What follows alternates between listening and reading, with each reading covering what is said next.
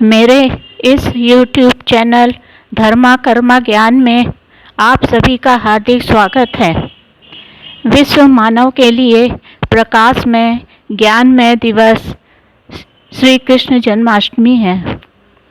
विघ्न बाधाओं में भी मुस्कुराते, आनंद बांटते और छिटकते हुए जीवन जिए। यह भगवान श्री कृष्ण के जीवन से संदेश मिलता है।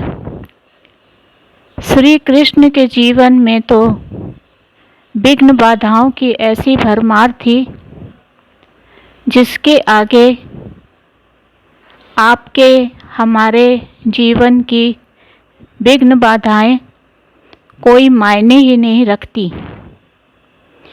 जिनके घर अवतरित होने वाले हैं उन वसुदेव देवकी को माँ बाप को जेल में जाना पड़ा। जन्मे तो जेल में और जन्मते ही पराए घर ले जाए गए। ऐसा भयावह जीवन। कभी पूतना आई, कभी बकासुर आया तो कभी अघासुर आया। हजार हजार विघ्न बाधाएं आई, लेकिन श्री कृष्ण कभी सिर पर हाथ रखकर चिंतित होके नहीं बैठे। सदैव आनंद की बंसी बजाते रहे। ऐसे हैं हमारे श्री कृष्ण भगवान। हमारे श्री कृष्ण भगवान कैसे भक्त वत्सल्य हैं। महाभारत के युद्ध में दुर्योधन के उकसाने पर भीष्म पितामह ने पांडवों को मारने की प्रतिज्ञा की। पांडवों को गुप्तचरों के द्वारा खबर पड़ गई तो बड़ी चिंता व्याप गई। द्रौपदी भयभीत हो गई। श्री कृष्ण को पुकारा, हे माधव, हे गोविंद, हे माधव, हे गोविंद। द्रौपदी की पुकार सुनकर मध्य रात्रि को श्री कृष्ण भगवान वहां पहुंचे। तब द्रौपदी ने कहा, हे माधव, क्या तुमने सुना है कि दुष्ट दुर्योधन ने भीष्म पितामह को उकसाया है और उन्होंने 5 बाण लेकर प्रतिज्ञा की है कि 5 पांडव कल शाम का सूर्यास्त नहीं देखेंगे। तब श्री कृष्ण मुस्कुराते हुए बोले, हाँ द्रौपदी, पता है। तब द्रौपदी जी कहती हैं, कन्हैया, तुम्हें पता है और तुम हंस रहे हो। तब भगवान बोले, पगली, हंसे नहीं तो क्या दुखी हो जाएं, रोएं। दुख मुसीबत आए तो प्रसन्न होंगे, तभी तो सद निर्णय होगा, सद्बुद्धि आएगी। अगर डरोगे, द्वेष करोगे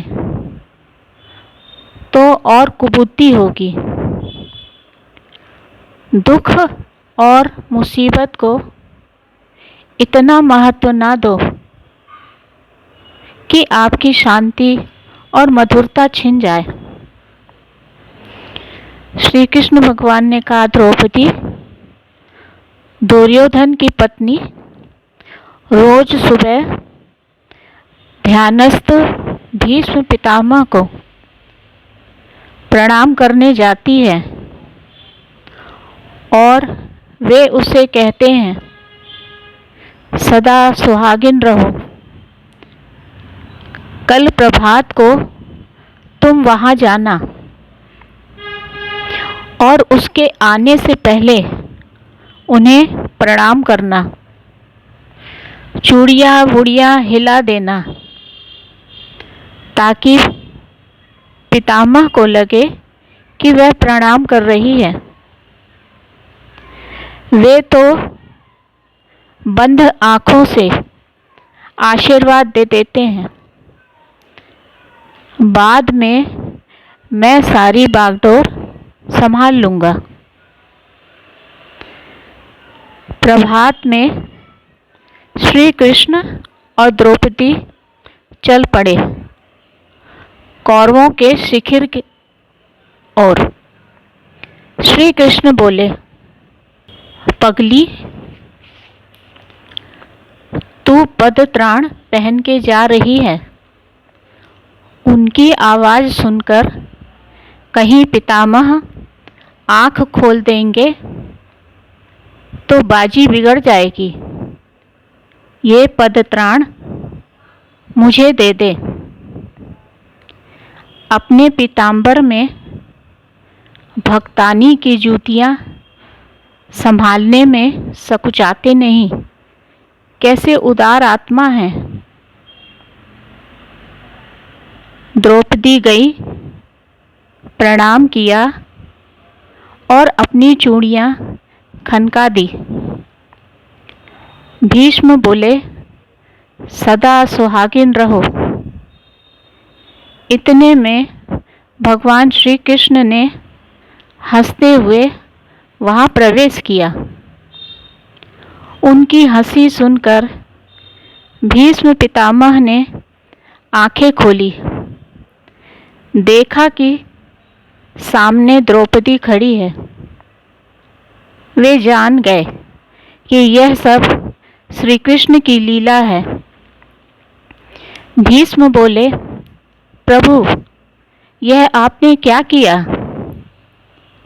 मैं अपने प्राण त्यागना स्वीकार कर सकता हूँ, परंतु अपनी प्रतिज्ञा नहीं तोड़ सकता हूँ।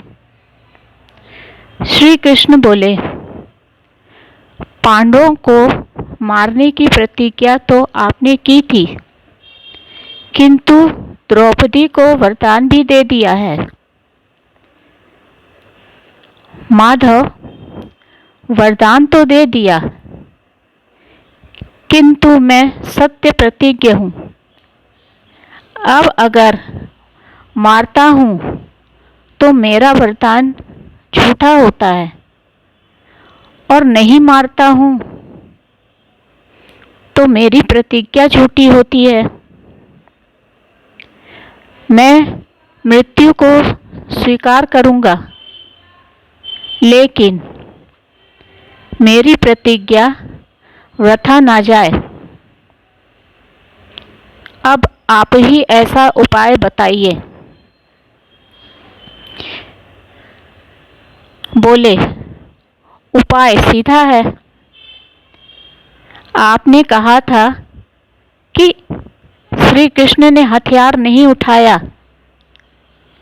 तो और शिखंडी मेरे सामने न आया तो कल शाम होते होते पांडवों को यमपुरी पहुंचा दूंगा।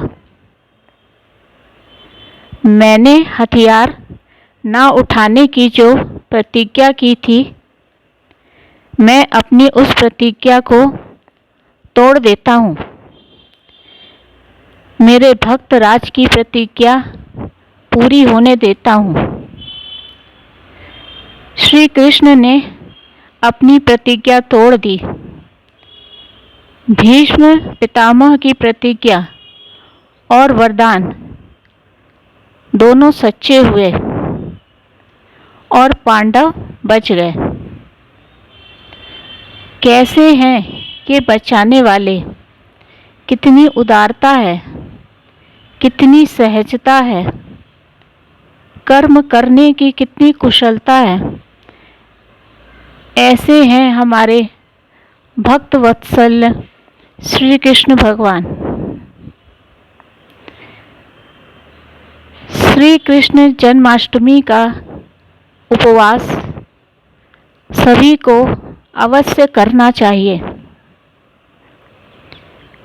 20 करोड़ एकादशी व्रत के समान अकेला जन्माष्टमी का व्रत है।